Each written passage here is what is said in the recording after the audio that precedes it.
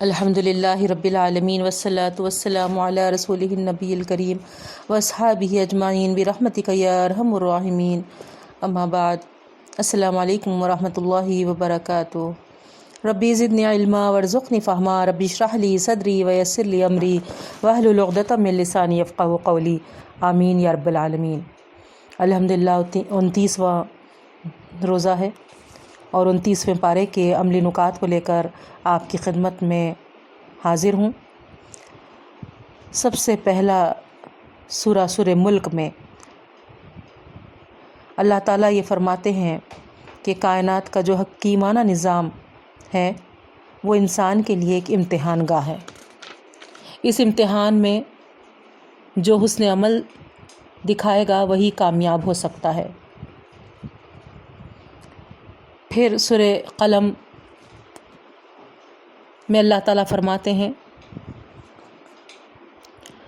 جو لوگ نبی کریم صلی اللہ علیہ وسلم کی بات نہ مانیں گے تو وہ اس طرح پچھتائیں گے جیسے کہ وہ باغ والے پچھتائے تھے۔ صبح اپنے میوہ توڑنے کے لیے تو وہ گئے تھے تاکہ کسی مسکین کو خبر تک نہ پہنچے اور کوئی مسکین میوہ مانگنے کے لیے نہ آ سکے، لیکن جس وقت وہ باغ کے پاس پہنچے تو اس سے پہلے ہی اس باغ کو اللہ تعالیٰ تباہ کر دیے تھے۔ تو اب وہ اپنی سرکشی پر پچھتانے لگے۔ آخرت کا عذاب تو اس سے بھی بڑا سخت ہے، اور جو نیتوں کا حال اللہ رب العالمین جاننے والا ہے۔ کبھی ہم اس قسم کی نیت نہ کریں کہ مسکینوں کو محروم کریں۔ جو نیتوں کا حال جاننے والا ہے، ممکن ہے کہ ہماری ہی ملکیت سے اللہ ہم کو محروم نہ کر دے۔ اللہ ایسی نیتوں سے بھی بچائے اور ایسے عمل کرنے سے بھی بچائے اور ایسی محرومیوں سے بھی ہماری حفاظت فرمائے۔ آگے اللہ تعالیٰ فرماتے ہیں دین کی تبلیغ میں جو تکالیف پیش آئیں انہیں صبر کے ساتھ برداشت کرتے رہے۔ سورہ حاقہ شروع ہوتا ہے۔ یہاں پر اللہ تعالیٰ فرماتے ہیں جو لوگ دنیا میں اللہ پر ایمان لاتے ہیں اور مخلوق پر شفقت کرتے ہیں، ان کو اللہ رب العالمین طوق اور زنجیروں سے بچا لے گا۔ دوزخ کی بھڑکتی ہوئی آگ میں ان کو نہیں ڈالا جائے گا۔ پھر نیکوکار لوگ قرآن سے نصیحت حاصل کرتے ہیں اور اس کا انکار کرنے والوں کو آخرت میں پچھتانا پڑے گا کہ انہوں نے کیوں اس قرآن کی تکذیب کی۔ یہ اللہ تعالیٰ یہاں پر بتاتے ہیں۔ سورہ معارج میں فرماتے ہیں رب العالمین جو لوگ دنیا میں نماز کی پابندی کرتے ہیں، اللہ کے سامنے جواب دہی پر یقین رکھتے ہیں، اور جن کے مالوں میں مانگنے والوں اور محتاجوں کا حق ہوتا ہے، جو اپنی شرمگاہوں کی حفاظت کرتے ہیں، امانت دار ہوتے ہیں اور اپنے عہد کے پابند ہوتے ہیں، گواہی میں راست بازی پر قائم رہتے ہیں، وہ جنت میں عزت کی جگہ پائیں گے۔ اللہ یہ اوصاف ہمارے اندر پیدا فرما دے۔ پھر اللہ تعالیٰ فرماتے ہیں سورہ نوح میں، نوح علیہ السلام اپنے قوم کے سامنے جو 3 اہم باتیں پیش کی تھیں جو ہمارے لیے عملی نکات بن سکتے ہیں بہنوں۔ پہلا، دوسروں کی بندگی و عبادت چھوڑ کر صرف اللہ ہی کو اپنا معبود و حاکم تسلیم کریں۔ دوسرا، وہ ان کاموں سے پرہیز کریں جو اللہ کی ناراضگی اور غضب کا موجب بنتے ہیں، یعنی اپنی زندگی میں ہم خدا ترسی اور تقوی کی روش اختیار کریں۔ تیسرا، بحیثیت رسول اطاعت کریں، یعنی اپنے نبی کی ہم اطاعت و فرما برداری کریں۔ پھر سورہ جن، اس میں جنات کے قرآن کو سننے کا ذکر ہے بہنوں،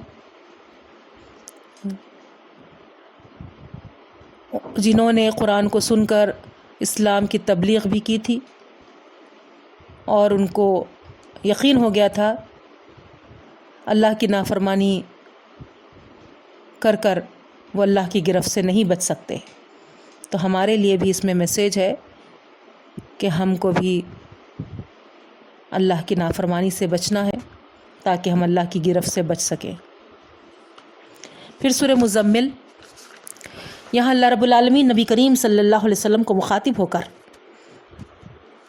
جو ہدایات دیے ہیں، اے نبی صلی اللہ علیہ وسلم، دن میں آپ کو رسالت کے فرائض ادا کرنے کی ذمہ داری ہے۔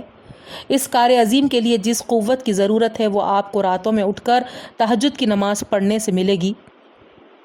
دن میں مختلف کام کرتے ہوئے بھی رب کی یاد سے غافل نہ ہوں، مشکلات میں پریشان نہ ہوں۔ اگر مشرکین آپ کی مخالفت کریں تو آپ صبر سے کام لیجئے، اللہ ہی پر بھروسہ رکھیے۔ جہاں تک تہجد کی نماز کا تعلق ہے، اس میں جتنا قرآن بآسانی پڑھا جا سکے پڑھ لیا کریے، لیکن اہتمام اس کا رکھیے کہ 5 وقتہ فرض نماز پوری پابندی کے ساتھ قائم رہ سکے۔ فریضہ زکوٰۃ ٹھیک ادا کرتے رہیے اور اللہ کی راہ میں اپنا مال خلوص نیت کے ساتھ خرچ کریے۔ جو بھی بھلائی تم دنیا میں کرو گے اللہ کے یہاں اس کا بہتر اجر پاؤ گے۔ اللہ سے مغفرت مانگتے رہیے، بے شک اللہ تعالیٰ بڑا غفور و رحیم ہے۔ پھر سورہ مدثر شروع ہوتا ہے بہنوں، یہاں پر بھی تبلیغ دین کا حکم اور اس خصوص میں چند ہدایات ہیں۔ نبی کریم صلی اللہ علیہ وسلم کو مخاطب کر کے اللہ تعالیٰ فرماتے ہیں، اے نبی صلی اللہ علیہ وسلم، اٹھیے، اللہ کے بندوں کو اس روش کے انجام بد سے ڈرائیے جس پر وہ چل رہے ہیں۔ اللہ کے نام کا بول بالا کیجیے، آپ خود بھی ہر لحاظ سے پاکیزہ رہیے اور کامل اخلاص کے ساتھ خلق خدا کی اصلاح کا فریضہ انجام دیجیے۔ اس کار نبوت کو انجام دینے میں آپ کو جو مشکلات پیش آئیں ان پر اپنے رب کی خاطر صبر کیجیے۔ پھر اسی سورہ مدثر میں دوسرے رکوع میں اللہ رب العالمین دوزخیوں کے اوصاف بیان کیے ہیں۔ وہ لوگ جو اس دنیا کی زندگی ہی کو سب کچھ سمجھتے ہیں، قرآن سے دور بھاگتے ہیں، نماز نہیں پڑھتے، مسکینوں کو کھانا نہیں کھلاتے، حق کے خلاف باتیں بناتے ہیں، قیامت کے بارے میں بیہودہ قیاس آرائی کرتے ہیں، ان کا ٹھکانہ دوزخی ہوگا۔ اللہ بچائے ہم کو۔ پھر سورہ قیامت شروع ہوتا ہے، قیامت کے ہولناکیوں کے تعلق سے ہے بہنوں۔ اس سورے میں اللہ تعالیٰ ہماری حفاظت فرمائے، وہ دن ہمارے لیے آسان فرما دے۔ پھر سورہ دہر ہے، سورہ دہر میں اللہ تعالیٰ نبی کریم صلی اللہ علیہ وسلم کو مخاطب کر کے فرماتے ہیں کہ اے نبی صلی اللہ علیہ وسلم، اس قرآن کو ہم نے آپ پر بتدریج نازل کیا ہے، آپ صبر کے ساتھ فریض رسالت انجام دیتے جائیے اور کبھی ان منکر حق بدعمل لوگوں میں سے کسی کے دباؤ میں نہ آئیے۔ یہ قرآن ایک نصیحت ہے، جس کا جی چاہے اس قرآن کے احکام کی تعمیل کر کے اللہ کا قرب حاصل کر لے۔ پھر سورہ مرسلات، یہاں پر اللہ تعالیٰ جو لوگ دنیا میں اللہ سے ڈرتے ہوئے زندگی بسر کرتے ہیں ان کے لیے قیامت میں ٹھنڈی چھاؤں ہوگی اور جنت کی حسب خواہش نعمتیں ان کے لیے ہوں گی، یہ ارشاد فرماتا ہے۔ اللہ تعالیٰ ہم کو اللہ سے ڈرتے ہوئے زندگی بسر کرنے والا بنائے۔ پھر اس سورے کا اختتام ہوتا ہے بہنوں، اسی کے ساتھ اس پارے کا بھی اختتام ہوتا ہے۔ اللہ تعالیٰ سے دعا کرتی ہوں جو بھی ہم عملی نکات بیان کیے ہیں، اللہ تعالیٰ ہم کو عمل پیرا ہونے والا بنائے۔ آمین۔ وآخر دعوانا ان الحمد للہ رب العالمین۔ سبحانک اللہم و بحمدک، نشہد ان لا الہ الا انت، نستغفرک و نتوب الیک۔ السلام علیکم ورحمۃ اللہ وبرکاتہ۔ انشاءاللہ کل آخری روزہ ہوگا اور آخری پارے کے عملی نکات کے ساتھ آپ کی خدمت میں حاضر ہوں گے انشاءاللہ۔ السلام علیکم ورحمۃ اللہ وبرکاتہ۔